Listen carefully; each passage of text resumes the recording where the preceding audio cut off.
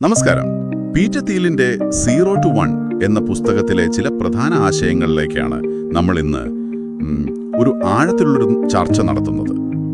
ലോകത്തെ പുതുതായിട്ട്, അതായത് മുമ്പില്ലാതിരുന്ന ഒന്ന് എങ്ങനെ ഉണ്ടാക്കാം എന്നതിനെക്കുറിച്ചാണ് ഈ പുസ്തകം പ്രധാനമായും പറയുന്നത്. അപ്പോൾ നിലവിലുള്ള കാര്യങ്ങൾ കുറച്ചുകൂടി മെച്ചപ്പെടുത്തുക എന്നതിനപ്പുറം ശരിക്കും പുതിയൊന്ന് എങ്ങനെ കണ്ടെത്താം, എങ്ങനെ നിർമ്മിച്ചെടുക്കാം എന്ന തീലിന്റെ ചിന്തകൾ ലളിതമായി അവതരിപ്പിക്കാനാണ് നമ്മൾ ശ്രമിക്കുന്നത്. അതെ, തീലിൽ മുന്നോട്ട് വെക്കുന്ന ഒരു പ്രധാന ആശയം ലോകത്തിന് പുരോഗതി ഉണ്ടാവുന്നത് എങ്ങനെയെന്ന് വെച്ചാൽ, നിലവിലുള്ള ഒരു നല്ല കാര്യം അതിനെ നമുക്ക് 1 എന്ന് വിളിക്കാം.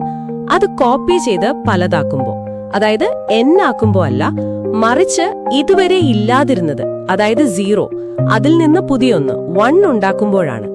ഇതാണ് 0 to 1 എന്നതിന്റെ കാതൽ.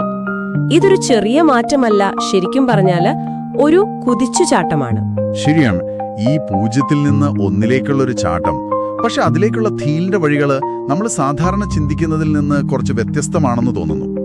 ഉദാഹരണത്തിന്, അദ്ദേഹത്തിന്റെ ഒരു പ്രധാന വാദമുണ്ടല്ലോ, മത്സരം പരാജിതർക്കുള്ളതാണ് എന്ന്. സാധാരണ ബിസിനസ്സിൽ മത്സരം നല്ലതാണ്, അത്യാവശ്യമാണെന്നൊക്കെയാണല്ലോ നമ്മൾ കേൾക്കാറ്. അപ്പോൾ എന്തുകൊണ്ടാണ് തീൽ ഇങ്ങനെ പറയുന്നത്?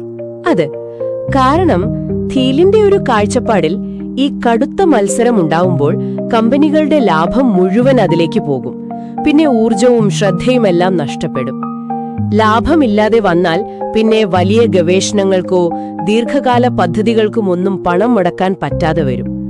അപ്പൊ അദ്ദേഹം പറയുന്നത്, മറ്റുള്ളവരുമായി മത്സരിക്കുന്നതിന് പകരം ആർക്കും എളുപ്പത്തിൽ പകർത്താൻ പറ്റാത്തത്ര വ്യത്യസ്തവും മികച്ചതുമായ ഒന്നുണ്ടാക്കണം. അതായത് ഒരു ക്രിയേറ്റീവ് മൊണോപ്പൊളി, ഒരു സർഗാത്മക കുത്തക എന്ന് പറയാം. Creative monopoly. അതെ, തുടക്കത്തിൽ ഗൂഗിൾ അവരുടെ സെർച്ച് എഞ്ചിൻ കൊണ്ടുവന്ന പോലെയോ അല്ലെങ്കിൽ ഫേസ്ബുക്ക് സോഷ്യൽ നെറ്റ്വർക്കിംഗിൽ ചെയ്ത പോലെയോ ഇത്തരമൊരു മേൽക്കൈ കിട്ടിയാൽ അവർക്ക് ദീർഘകാലത്തേക്ക് ചിന്തിക്കാനും സ്വതന്ത്രമായി പുതിയ കാര്യങ്ങൾ ചെയ്യാനും ശരിക്കുള്ള മൂല്യമുണ്ടാക്കാനും പറ്റും. തനിമയും പുതിയ കണ്ടുപിടുത്തവുമാണ് മത്സരത്തിൽ നിന്ന് രക്ഷപ്പെടാനുള്ള വഴി എന്നാണ് തീൽ പറയുന്നത്. പക്ഷേ ഈ കുത്തക അഥവാ മൊണോപ്പൊളി എന്ന വാക്ക് കേൾക്കുമ്പോൾ ഒരു നെഗറ്റീവ് ഫീലില്ലേ? അതായത് മത്സരം കുറഞ്ഞാൽ വില കൂടാനും സേവനം മോശമാവാനും സാധ്യതയില്ലേ? അത് സാധാരണക്കാർക്കൊരു ദോഷമായി മാറില്ലേ? നല്ല പോയിന്റാണ്. പക്ഷേ തീൽ ഇവിടെ ഉദ്ദേശിക്കുന്ന കുത്തക സർക്കാരിന്റെയോ നിയമത്തിന്റെയോ പിൻബലത്തിൽ കിട്ടുന്ന ഒന്നല്ല, മറിച്ച് മറ്റാർക്കും കൊടുക്കാൻ പറ്റാത്തത്ര മികച്ച ഒരു മൂല്യം, ഒരു വാല്യൂ നൽകുന്നതുകൊണ്ട് സ്വാഭാവികമായി കിട്ടുന്ന ഒരു മേൽക്കൈയാണ്. നിങ്ങൾ ആരും ചെയ്യാത്ത ഒന്ന് ചെയ്യുമ്പോൾ കുറച്ചു കാലത്തേക്കെങ്കിലും ആ രംഗത്ത് നിങ്ങൾ ഒരു പക്ഷെ ഒറ്റയ്ക്കായിരിക്കും. ആ സമയം കൂടുതൽ വളരാനും പുതിയ ഇന്നോവേഷൻസ് നടത്താനും ഉപയോഗിക്കണം. അത് അവസാനം ഉപഭോക്താക്കൾക്ക് കൂടുതൽ നല്ല കാര്യങ്ങൾ കിട്ടുന്നതിലേക്കാണ് നയിക്കേണ്ടത്, അല്ലാതെ ചൂഷണത്തിലേക്കല്ല. ഓക്കെ, മനസ്സിലായി. അപ്പൊ ഈ പറഞ്ഞ തനിമ, മറ്റാർക്കും നൽകാൻ പറ്റാത്ത ആ ഒരു എഡ്ജ്, അതെങ്ങനെ കണ്ടെത്താം? അവിടെയാണ് തീലൊരു രഹസ്യം കണ്ടെത്തണം എന്ന് പറയുന്നത്, അല്ലേ? എന്താണ് ഈ രഹസ്യം?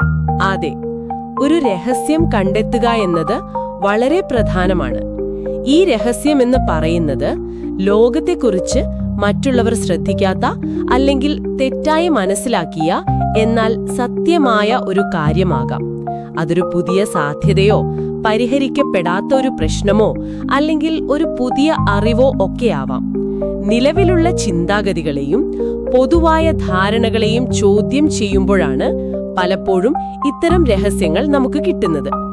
തീൽ പറയുന്നത്, സംരംഭകർ സ്വയം ചോദിക്കേണ്ട ഒരു ചോദ്യം ഇതാണ്: വിലപ്പെട്ടതും എന്നാൽ ആരും ഇതുവരെ നിർമ്മിക്കാത്തതുമായ ഏത് കമ്പനിയാണോ ഉള്ളത് എന്ന്.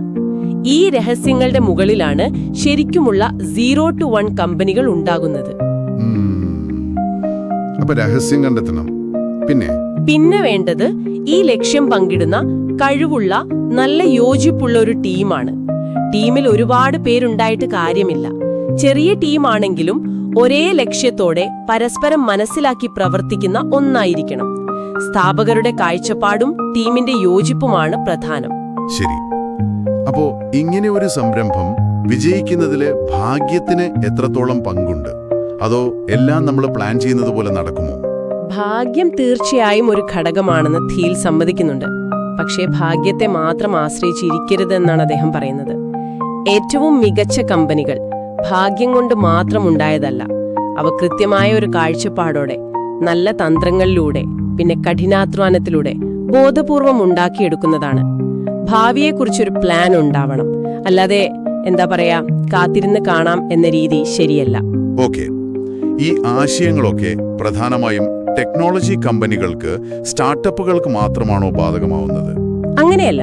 തീലിനെ സംബന്ധിച്ചിടത്തോളം ടെക്നോളജി എന്ന് പറഞ്ഞാൽ കമ്പ്യൂട്ടർ കോഡോ സോഫ്റ്റ്വെയറോ മാത്രമല്ല.